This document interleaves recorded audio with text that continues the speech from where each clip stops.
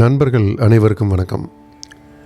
மீண்டும் ஒரு பதிவில் உங்களுடன் பேசுவதில் மிக்க மகிழ்ச்சி.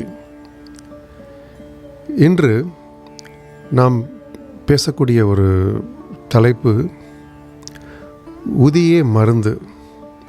இது பாபாவினுடைய, அதாவது நம்முடைய ஷிரடி சத்குரு சாயிநாதருடைய சீடர்கள் கிட்டத்தட்ட 99.100% மக்களுக்கு இந்த உதி அப்படின்னா என்னன்னு தெரிஞ்சிருக்கும். ரொம்ப வித்தியாசமான பேர். ஏன்னா தமிழில் நம்ம விபூதி, திருநீர் அப்படின்னு கேள்விப்பட்டிருப்போம். நம்ம சீரடி சாய்பாபா கொடுக்கக்கூடிய அந்த விபூதியின் பெயர் உதி அப்படிங்கிறது தான் பேர். எல்லாருக்குமே தெரிந்திருக்கும். இந்த உதி அப்படிங்கிறது நான் கண்ட இந்த 13 வருட காலங்களில் தெரிந்து கொண்டது என்ன அப்படின்னா, எப்படி நாம் ஒரு காலத்தில் எப்போவுமே உணவே மருந்து அப்படின்னு சொல்கிறோமோ, அதுபோலவே பாபாவினுடைய பக்தர்களுக்கு இந்த உதியே மருந்து. முதல்ல சிரடிக்குள்ளே போகிறவங்க மேக்ஸிமம் எல்லாமே விஷயங்கள்லாம் கேள்விப்பட்டு எந்த சீக்வன்ஸ் படி நம்ம பாபாவை தரிசனம் பண்ணணும் அப்படின்னு கேட்கும்போது எல்லாருமே சொல்கிற ஒரே ஒரு விஷயம் என்னவாக இருக்குன்னா, முதல்ல நேராக துவாரகமாய்க்கு போங்க அப்படிம்பாங்க. ஏன்னா துவாரகமாயில் தான் கிட்டத்தட்ட 60 வருட காலங்களாக பாபா இருந்து வாழ்ந்து, கிட்டத்தட்ட இப்போவும் அங்கே வாழ்ந்து கொண்டு இருக்கிறார் அப்படின்னு தான் நாங்கள்லாம் சொல்லுவோம், பாபாவுடைய பக்தர்கள். அப்போ பாபா வாழ்ந்த காலத்தில் கிட்டத்தட்ட 150-160 வருடங்களுக்கும் மேலாக பாபா கையால் ஏற்றப்பட்ட அந்த விறகு, அதிலிருந்து கிடைக்கக்கூடியது தான் இந்த உதி. அந்த உதி அப்படிங்கிறது பாபா வாழ்ந்த காலத்திலேயும், பாபாவை யாராவது பார்க்க போனாங்களோ சரி, இல்லை எப்போவுமேவும் அங்கே நடக்கக்கூடிய, இப்போ நடக்கிற ஆரத்தி மாதிரியேவும் பாபா அங்கே இருக்கும்போதும் இதே போல் 4 கால வேளை ஆரத்தி அங்கே நடந்து கொண்டிருந்தது. எவ்வளோதான் பிரசாதங்கள் கொடுத்து முடித்தாலும் கடைசியில் பாபா அவர்களுக்கு மிகப்பெரிய மருந்து அப்படிங்கிற இந்த உதியை கையில் கொடுத்துக்கிட்டே இருப்பாராம். பல பிரச்சனைகளை, பல வியாதிகளை தீர்த்து வைத்தது இந்த உதி அப்படின்னு நம்ம பாபாவுடைய சாயி சரித்திரத்தில் நம்ம படிச்சிருப்போம். அவ்வளவு தெளிவாக ஹேமத் பந்த் அவர் கொடுத்துருப்பார் உதியின் மகிமை. அதாவது ஒரு தாய் குழந்தை வயிற்றிலிருந்து வெளியே வர முடியாமல் துடித்து கொண்டிருக்கும் பொழுது பாபா ஒருத்தர் மூலமாக, நானா சாஹேப் நினைக்கிறேன் அவர் பேர், அவருடைய குழந்தைக்கு, அவருடைய பொண்ணுக்கு கொடுத்து விட்டு இந்த உதியை தண்ணீரில் கலந்து குடித்த பின் சுகப்பிரசவம் ஆகிருக்கும். நம்ம படிச்சிருப்பீங்க, புக்கில் நிறைய விஷயங்கள் இருக்கும். நம்ம பாபாவினுடைய அந்த சினிமாவை பார்த்தாலும் அது தெரியும் உங்களுக்கு. ஷீரடி சாய் அப்படின்னு ஒரு தெலுங்கு மூவி, நான் அதில் ஃபுல்லாக பார்த்துருக்கேன். பழைய நம்மளுடைய சாய்பாபாவின் மகத்துவம் அப்படிங்கிற மூவிலையும் நிறைய இந்த விஷயங்கள்லாம் கண்டிப்பாக கொடுத்துருப்பாங்க. ஏன்னா அந்த படமே பார்த்திங்கன்னா சாயி சரித்திரத்தை இருப்பதை தான் அப்படியே காமிச்சிருப்பாங்க. எதுவுமே புதுசாக இப்போ இருக்கிற சினிமா மாதிரிலாம் கிடையாது. எது நடந்ததோ அதை நடந்தது அப்படியே அந்த புத்தகத்தில் இருந்ததைத்தான் அந்த படம் எடுத்திருப்பாங்க. நீங்கள் பார்த்தீங்கன்னா புரியும். அப்போ துவாரகமாயில் எந்த இடத்தில் பாபா அமர்ந்து கொண்டு ஆசீர்வதித்தாரோ அந்த இடத்தில் தான் இந்த துனி அப்படிங்கிற இடத்தில் உள்ளிருந்து இந்த உதி அப்படின்னு எடுப்பாங்க. துனி அப்படிங்கிறது ஒன்றும் இல்லை, உள்ளே இந்த விறகு கட்டைகள், தேங்காய், இது போன்ற பொருட்கள், வாசனை பொருட்கள் எல்லாமே அதில் உள்ளே போட்டு, எப்போ அந்த பாபா கையால் ஏற்றி வைக்கப்பட்டாரோ அதே தீபம் தான் இப்போவும் எரிஞ்சிட்ருக்கும் அங்கே. அதிலிருந்து எடுக்கக்கூடியது தான் இந்த விபூதி, அதாவது உதி. இது அங்கேயே உள்ளேயே நமக்கு கிடைக்கும். அதை விட்டுட்டு வெளியே சாவடி போனாலும் சாவடிலையும் இங்கே வெளியே பாபாவை தரிசனம் பண்ணிட்டு வரும்போது அங்கே சாவடிலையும் வெளியே வச்சுருப்பாங்க ஒரு சின்ன ஸ்டெயின்லெஸ் ஸ்டீல் ட்ரேயில். அதே மாதிரி உள்ள நம்ம பாபாவினுடைய சமாதி மந்திர் பார்த்துட்டு வெளியே வரும்போது, அதாவது பாபாவை பார்த்துட்டு வெளியே வரும்போது ஒரு பெரிய பிரசாதம் மாதிரி ஒன்று கிடைக்கும். ஏன்னா துவாரகமாயிலும் நம்ம சாவடியிலையும் பார்த்திங்கன்னா நம்மால் கையில் பேக் பண்ணி கொண்டு போக முடியாது, நாம் எடுத்து நெற்றியில் இட்டுக்கொள்ளலாம். ஆனால் பாபாவினுடைய சமாதி மந்திரை வணங்கிவிட்டு வெளியே வரும்பொழுது அனைவருக்குமே அந்த லட்டு பிரசாதத்துடன் சேர்ந்து இந்த உதி பாக்கெட் கிடைக்கும். சீரடி போயிட்டு இந்த உதி பாக்கெட் இல்லாமல் யாருமே வந்திருக்க மாட்டாங்க. ஏன்னா அவ்வளவு பெரிய ஒரு பொக்கிஷம், விலை மதிக்க முடியாத ஒரு மருந்து. அப்போ இது என்னுடைய வாழ்க்கையில் நானும் நிறைய பேரை பார்த்துருக்குறேன்.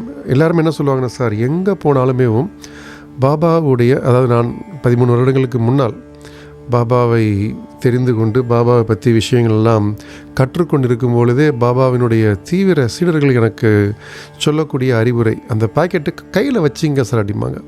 இந்த பாக்கெட் உங்கள் கையில் இருந்தாலேவும் பாபா உங்கள் கூடயே பயணிக்கிறார் அப்படிங்கிறது ஒரு அர்த்தம் அப்படிம்பாங்க. அதே மாதிரி பயணத்தில், அதாவது நான் உபயோகப்படுத்தியதுனால சொல்கிறேன், ரொம்ப நாள் ட்ராவல், 3 நாள் 4 நாள் ட்ராவலில் போயிட்டு இருக்கும்போது திடீர்னு நிறைய பேர் அதை அனுபவப்பட்டிருப்பீங்க. தலையெல்லாம் கின்னுன்னு வலிக்கும். அப்போ என்ன பண்ணனே தெரியாது. அப்படி அவ்வளோ தூரத்துக்கு தலைவலிலாம் இருக்கும். சில பேர்த்துக்கு தலையில் எண்ணெய் தேய்க்காட்டாலும் தலைவலி வரும். அப்போ இவர்கள் சொன்னதெல்லாம் ஞாபகத்தில் வச்சு பாக்கெட் இருக்கிற அந்த உதியை எடுத்து கொஞ்சோட நெத்தியில் பூசினே பார்த்தீங்கன்னா ஒரு 5 நிமிஷத்தில் அதுதான் அந்த மிராக்கல்ஸ் அப்படிம்பாங்களே. பாபா அப்படின்னாலேவும் மிராக்கள் தான், லீலைகள், அதிகமான லீலைகள் உண்டு. எப்படி கிருஷ்ணர் பரமாத்மாவுக்கும் சரி இல்லை சிவபெருமானுக்கும் சரி அதிகமான லீலைகள் உண்டோ, அதுபோல் பாபாவினுடைய லீலைகள் மிக மிக அதிகம். அது லீலை அப்படின்னு சொல்கிறத விட இன்னமும் சரியான ஒரு வார்த்தை என்னவாக இருக்கும்னா அதிசயம் அப்படின்னு சொல்லலாம். ஏன்னா தலைவலி நமக்கு வந்திருக்கிறது எதுக்கு வந்திருக்குன்னே தெரியாது. ஆனால் அதற்கு இன்றைய காலகட்டத்தில் அதுக்கு ஏதாவது ஒரு ஆங்கில மருந்து போட்டால்தான் உடனே குணமாகும் அப்படிங்கிற இந்த காலகட்டத்தில் உதி அப்படிங்கிறத எடுத்து நெத்தியில் பூசிட்டு படுப்போம். அதே மாதிரி ஏதாவது ஒரு அஜீரண கோளாறோ இல்லை சாப்பிட்ட சாப்பாடு செரிக்காமல் நைட்டு தூங்க விடாமல் இருந்துச்சுன்னா ஒன்றுமே பண்ண மாட்டேன். நல்லா எடுத்து கொஞ்சோல உதி, ஒரு 2 விரலில் ஒரு சிட்டிகை அப்படிம்பாங்கள்ல, கொஞ்சம் எடுத்து டம்ளரில் போட்டு தண்ணி கொஞ்சோல ஊற்றி நல்லா கலந்து குடித்தாச்சுன்னா அப்படியே ஜீரணமாகிறது நம் உணர முடியும். இது பாபாவினுடைய பக்தர்கள் இல்லாதவர்களுக்கு கேட்கும்போது ரொம்ப புதிதாக இருக்கும். சில பேர் பார்த்திங்கன்னா கேட்டுக்கிட்டு இருக்கும்போதே கிண்டலும் பண்ணுவார்கள். ஏன்னா அந்த கிண்டல் பண்ணக்கூடியவர்கள்லாம் நம்ம எப்போவுமே திரும்பியே பார்க்கக்கூடாது. ஏன்னா நாம் போய் சேர்ந்துருக்கிற இடத்துக்குலாம் அவங்களால வரவே முடியாது. நம்ம திரும்பி பார்த்தோம்னா அவங்க அங்கேயே தான் நிற்பாங்க. நாம் ஞானம் என்ற ஒன்றை பெற்றுக்கொண்டு ஆரோக்கியமான ஒரு உடல் தேகத்தோடு பாபாவை நாம் தரிசித்து கொண்டிருப்போம். இந்த கேலியும் கிண்டலும் செய்பவர்கள் எங்கு ஆரம்பித்தார்களோ அங்கேயே தான் நின்று கொண்டிருப்பார்கள். இது அதுபோல் இன்னும் கொஞ்சம் விஷயங்கள் எனக்கு தெரிந்த சில நண்பர்கள், பாபாவினுடைய பல வருட நண்பர்கள், இந்த மருந்து மாத்திரையெல்லாம் அவர்கள் எடுத்துக்கொள்வதே கிடையாது. தேவைக்கு அப்படின்னு எடுப்பாங்க நினைக்கிறேன். நார்மலாகவே தினமும் இரவு தூங்கும் பொழுது இந்த உதியை கொஞ்சோல எடுத்து வாயில் போட்டு தண்ணி குடிச்சிட்டு அது ஒரு மருந்தாகவே சாப்பிட்டுருக்கிறதையும் நான் அதிக நண்பர்களை நான் பார்த்துருக்கிறேன். 2012 நினைக்கிறேன் முதல்ல எனக்கு இந்த உதி பாக்கெட் கையில் வந்தது. பாபாவை பற்றி தெரிய ஆரம்பித்து கிட்டத்தட்ட ஒரு வருடம் கழித்து தான் இந்த உதி அப்படிங்கிறது என்னுடைய கையில் வந்தது. நம்பிக்கை இல்லாமல் கொஞ்ச நாள் நான் யூஸ் பண்ணிக்கிட்டு இருந்தேன்.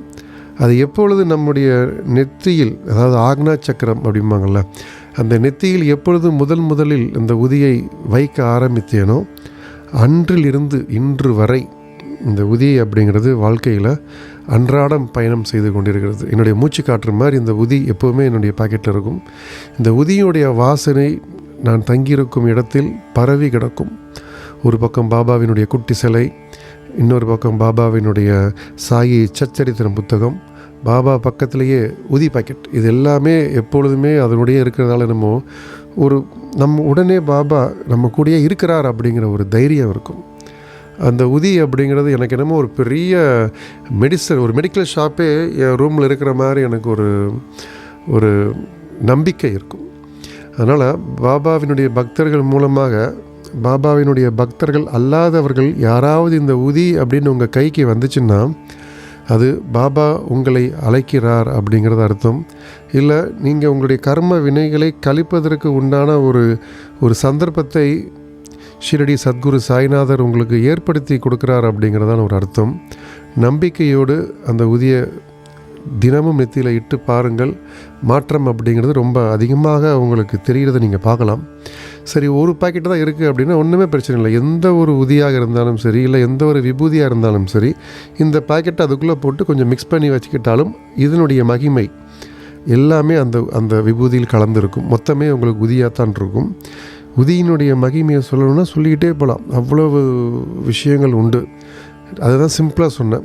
உதியே மருந்து, அந்த உதி அப்படிங்கிறது உங்கள் பாக்கெட்டுக்குள்ளே உங்கள் சட்டப்பையில் வர ஆரம்பிச்சிருச்சு, இல்லை உங்கள் வீட்டுக்குள்ளே என்ட்ரி ஆயிடுச்சு அப்படின்னா பாபா உங்களுடன் வாழ்ந்து கொண்டிருக்கிறார் அப்படின்னு அர்த்தம். நீங்கள் பாபாவினுடைய மிக அருமையான அந்த பாதுகாப்பு வளையத்திற்குள் அமர்ந்திருக்கிறீர்கள் அப்படிங்கிற அந்த தைரியத்தோடு நீங்கள் வாழலாம்.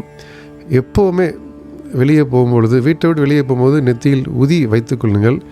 நெடுதூரம் பயணம் செய்பவர்கள் அந்த உதி பாக்கெட்டை பையில் வச்சுக்கோங்க. எவ்வளவோ ஜாமான் தூக்கிட்டு போகிறோம், அந்த ஒரு கிராம் உதி பாக்கெட்டை நம்ம தூக்கிட்டு போகிறதால நம்ம ஒன்றும் குறைஞ்ச போகிறது கிடையாது. வைத்திருந்து பாருங்கள்.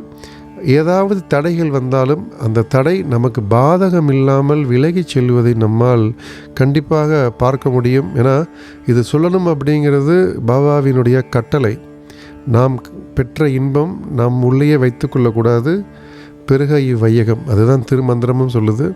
பாபா அதை சொல்லாமல் நமக்கு சொல்லி கொடுக்குறார். அதனால தான் இன்றைக்கி உதி அப்படின்னா என்ன அப்படிங்கிறது அதிக மக்களுக்கு தெரிய வந்திருக்கு. உதியை பற்றி உங்களுக்கு விஷயம் தெரிந்திருந்தால் நீங்களும் கமெண்டில் பதிவு போடுங்க. இதுவரைக்கும் அதை உபயோகப்படுத்தாமல் வைத்திருந்தால் இனியும் உபயோகப்படுத்துங்கள். வாழ்க்கையில் மாற்றத்தை, ஆரோக்கியமான மாற்றத்தையும் உடலையும் உங்களால் பெற முடியும். காணொளி பிடித்திருந்தால் உங்கள் நண்பர்களுக்கு பகிருங்கள். மீண்டும் ஒரு பதிவில் நாளை சந்திப்போம். நன்றி, வணக்கம்.